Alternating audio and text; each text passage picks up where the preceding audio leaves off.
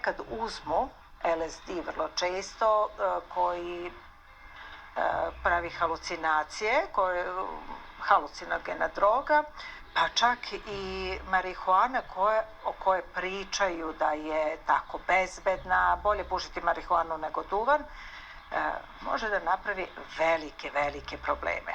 Kad sam ja bila specijalizant, uopšte se nije pominjalo o mogućnosti da ima takve posljedice marihuane, ali već vrlo brzo su čak objavljene velike studije da od jedne doze marihuane može da se pojavi neželjeni efekat, u stvari umjesto da mu bude dobro da uđe u neko stanje, da čuje glasove, ima utisak da ga progone.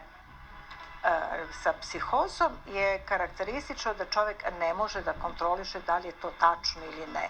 Apsolutno to prihvata kao realnost. Prelazi u drugi nivo funkcionisanja, realnost je drugačija, živi u svoje realnosti.